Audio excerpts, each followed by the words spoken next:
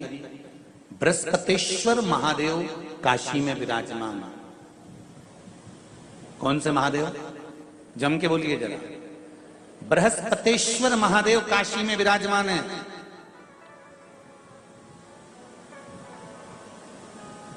जो अंगूठी में पुखराज नहीं पहन सकते, जिनकी भाग्य रेखा उल्टी चल रही हो, बृहस्पति चमक ही नहीं रहा हो, जिस काम में हाथ डालते हैं वो काम पूरा ही नहीं होता हो, तो एक बार काशी जाना, बृहस्पतेश्वर महादेव का स्पर्श करना, उनका अभिषेक पूजन करना और उनका स्पर्श कर कर एक बेलपत्र ब्राह्मण देवता से मांग कर लेकर जाना कि इन बृहस्पतेश्वर महादेव से मुझे एक बेलपत्र दे दो। तुम्हें पुखराज पहना कि नहीं पहना, हीरा रतन माणिक पहना कि नहीं पहना, वो बेलपत्र इतना चमत्कार कर देगी कि जिंदगी में कभी संपदा की कमी आएगी नहीं।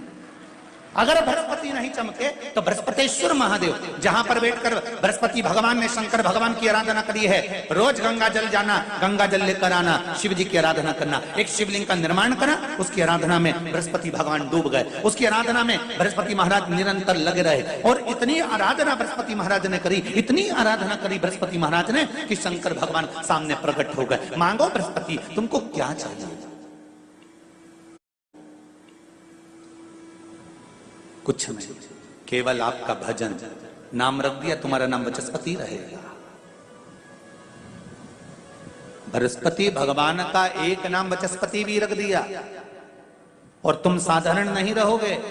तुमने मेरी आराधना करी है तो देवताओं के गुरु बनकर विराजमान होगे। अब अभी तक 2 भार इंद्र के पास में थे। बहुत ध्यान देकर समझना ये नवग्रह कथा को। 2 भार थे इंद्र के पास। इंद्र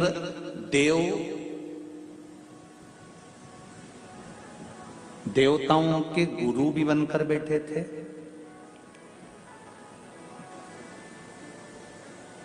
देवगुरु बृहस्पति की जगह पूर्व में इंद्र ही देवगुरु का पद संभालना और देवराज का पद भी इंद्र के पास में था। कौन कौन से पद थे? जम के बोलो जरा।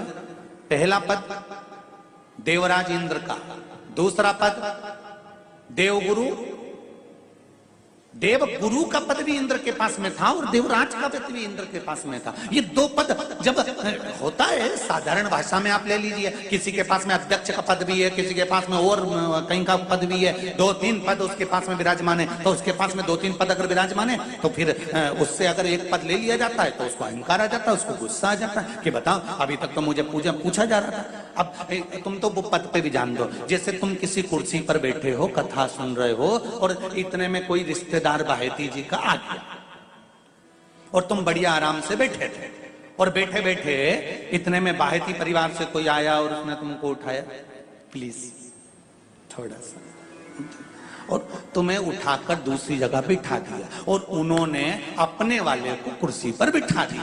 अब बोलो, जो उठा, जिसको उठाया था उसका भगोने जैसा मुंडा हुआ कि नहीं हुआ? अरे बोलो तो।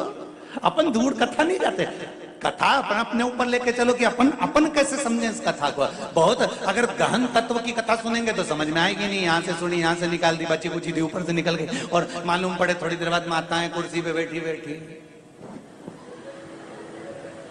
अब फिर तो अपन तो अपने पर लेकर चलो ना कि जैसे कोई आप कुर्सी पर बैठ गए और इतने में इनके रिश्तेदार कोई आए और आने पर उन्होंने कहा दिया तुम यहाँ से उठो, दूसरी जगह जाके बैठो। इतने में तुमको बुरा लग गया, बुरा लगा, मुंह भगोने जैसा हो गया, गुस्सा आ गया। उसी तरह इंद्र के पास में 2 सत्ता थी, एक देवराज इंद्र थे और दूसरे गुरु का पद भी इंद्र के पास में था। देवताओं के गुरु बनकर इंद्र घूम रहे थे, पर अब उल्टा हो गया। शंकर भगवान ने बृहस्पति महाराज को देवगुरु बना दिया।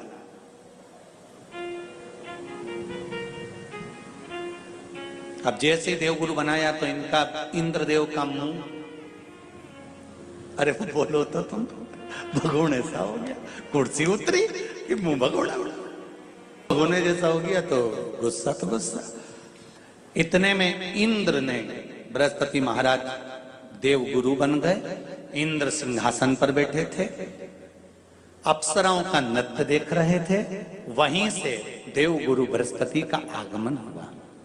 बृहस्पति महाराज जैसे ही आए तो इंद्र तो सिंहासन पर बैठकर पूरा अप्सराओं का नृत्य देख रहे थे। उनको देवगुरु बृहस्पति से मतलब ही नहीं था।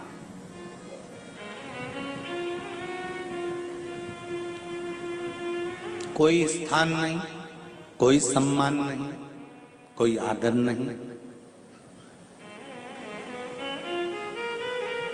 कोई आदर नहीं। जिसको घर के बड़े बुजुर्ग सम्मान देते हैं, घर के बच्चों का भी फर्ज है कि उसका सम्मान बच्चे करें।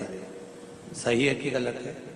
घर के बुजुर्ग उसको सम्मान दे रहे हैं ना, घर के बड़े उसका सम्मान कर रहे हैं ना, तो घर के बच्चे कहते हैं नहीं, वो तो हमारे लिए गलत सोचता है, हमेशा हमारे लिए अपशब्द बोलता है, हमेशा आड़ा टेढ़ा बोलता है। तो घर के बुजुर्ग कहते हैं तुम्हें क्या करना है, जब हम सम्मान दे रहे हैं तो तुम भी दो, हम आदर कर रहे हैं तो तुम भी करो।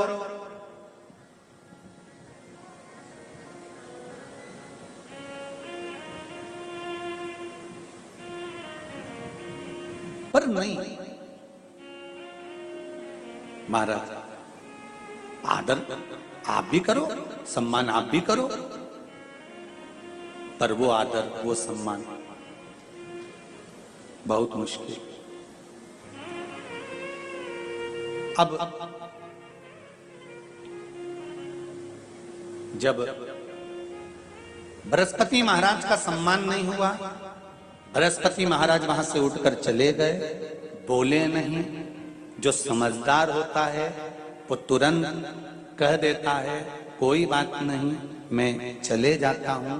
कोई मुख पर क्रोध नहीं, कोई चिड़चिड़ प्रवृत्ति नहीं, कोई अपशब्द नहीं। एक बात मैं आप सबको कहना चाहूंगा, किसी जगह पर यदि आपका अपमान हुआ है, बहुत ध्यान देना जरा। कथा थोड़ी भारी है पर समझ लोगे आप।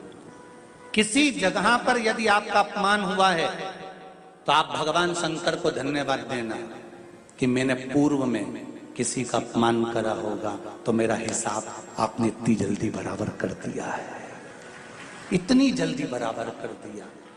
ये थोड़ा सा अपमान मेरा कराया, मेरा हिसाब बराबर हो गया। कोई गाली दे रहा है, देने दो, शंकर भगवान को धन्यवाद देना, बाबा बड़ी कृपा करी, मैंने पूर्व में इसको गालियां दी होंगी, अपशब्द कहा होगा तो इसने मुझे पलट कर गाली दे दी, अपशब्द कह दिया। ये तेरी कृपा है, ये तेरी दया। और जब तक तेरी करुणा, तेरी कृपा, तेरी दया नहीं हो तब तक कुछ हो ही नहीं सकता। तेरी कृपा।